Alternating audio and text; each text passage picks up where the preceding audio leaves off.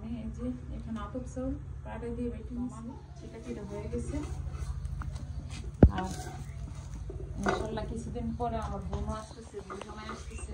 তো এখানে আমাদের দুপুরের রান্না শুরু হয়েছে। তো আমাদের মেহমান তো আমরা চলে যেতেছি আজকে নানু বাড়িতে। আর থাকবে হচ্ছে নানা আর আব্বু। বাসা একদম পুরা খালি, মানে সব মালপত্র বের করা হয়েছে, যেহেতু রং করা হবে। এখন রাত হয়ে গেছে, মানে সন্ধ্যা হয়ে গেছে, আমাদের নিচে গাড়ি ওয়েট করতেছে। এখন আমরা চলে যাব নানু বাড়িতে। আর ইনশাল্লাহ হ্যাঁ, এখন ঘর একরকম, এসে দেখবো আরেক রকম। ইনশাল্লাহ সুন্দরভাবে আপনারা সবকিছু দেখে রাখেন। যাই আমরা আসা। তো আমরা আসার পরে দুইতে এখানে রান্না করতেছি। তো আমাদের মেহমানও আছে, মেহমানও চলে আসছি। তো আম্মা হাসের দিন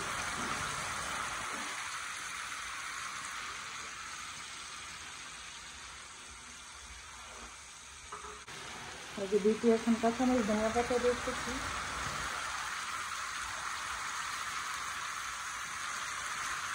আসসালামু আলাইকুম, সবাই কেমন আছেন? আশা করি সবাই ভালো আছেন। তো আমি চলে আসলাম আমাদের বাড়িতে। তো সবাই তো জানেন এই মাছ ছাড়া তো সব কিছু একটু ফাঁকা থাকে। তো মাশাআল্লাহ সব কিছুই ঠিকঠাক আছে। তো আমার হাঁস একটা মনে অসুখে মারা গেছে না, আরো যা আর এই মুরগিটা আছে, আর কয়েকটা মনে বাচ্চা আছে না। তো মাশাআল্লাহ আমার সব কিছু ঠিক আছে। আজকে সকাল সকাল রান্না করতেছি। আর এখানে সেটা কেটার জন্য পাড়াইতে চাউল বেটে নিচ্ছি, সেটা কেটে হবে। আর আলু ভাজি করতেছি। পুরান এখন বাজারে যাবে, আমার মেহমান আছে আমাদের। আর ধনিয়া পাতা দিয়ে দিতেছি আলু ভাজিতে। আলু ভাজি করে নিচ্ছি কাঁচামরিচ দিয়ে, ধনিয়া পাতা দিয়ে। কালারটা অনেক সুন্দর আসবে। তো আমি এই যে এখানে আতপ চাউল পাড়ে দিয়ে বেটে নিচ্ছি। তো আমার সেটা কেটে হয়ে গেছে। আর ইনশাল্লাহ কিছুদিন পরে আমার বোনও আসতেছে, বোন আসতেছে। ওদেরকে আমি তোমার মানে নাস্তা খাওয়াবো। নস তো আমাদের নতুন জামাই, কারণ বিয়ে করার পরে আসে নাই বাংলাদেশে, এই প্রথম আসতেছে। তা আমার হাঁস থাকার কারণে আমাদের মাসাল্লাহ অনেক উপকার হয়েছে। হাঁসের ডিম আর কিনতে পাই না। হাঁসের ডিম তো দেশি হাঁসের ডিম খাই তো অনেক সময়।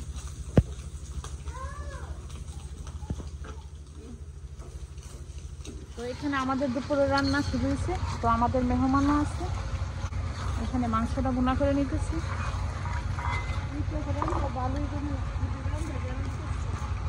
আর আম্মু এখন শিমের ভর্তা করে নিবে, তার জন্য এখানে শিম সিদ্ধ করে নিছে। আর বিচিগুলো থেকে খোসাটা ছাড়াই নিছে। আর এখন পেঁয়াজ আর ধনিয়া পাতা দিয়ে ভর্তাটা করবে। আর ধনিয়া পাতাটা দিলে যা একটা স্মেল লাগে, অনেক ভালো লাগে খেতে। শীতে ধনিয়া বলে কথা, কারণ শীতকালে ধনিয়াটা একদম মানে যে একটা ফ্রেগ্রেন্স বের হয়, ওটা খুবই স্ট্রং থাকে, ভাল লাগে। আর ওইদিকে বিটি রান্না করতেছে। আর অনেক শীত, চারিদিকটা দেখাও, এখনো কুয়াশা কিন্তু ছাড়ে নাই। আম্মু এখানে শিমের ভর্তা করতেছে। শিমের ভর্তাটা খুবই মজা হয়। এখনো অনেক কুয়াশা, আজকে এখন প্রায় 2টার মতো বেজে গেছে, বাট কুয়াশা এখনো শেষ হয়নি। মানে আজকের ওয়েদারটা খুবই গ্লোমি একটা ওয়েদার। এদিকে বিউটি আপা রান্না করতেছে মুরগির মাংস বড় একটা কড়াইয়ের মধ্যে। শিমের ভর্তা হয়ে গেছে, খুবই মানে মজা হবে।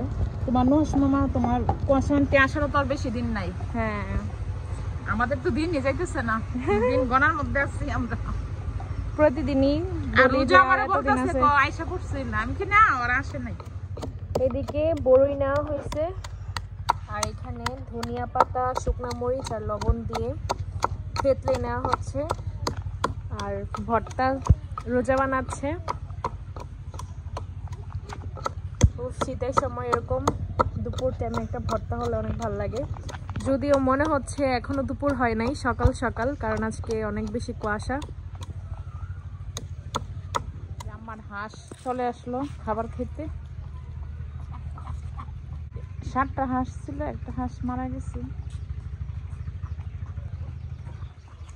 আর আজকে অনেক কুয়াশা, কিছুই দেখা যাইতেছে না।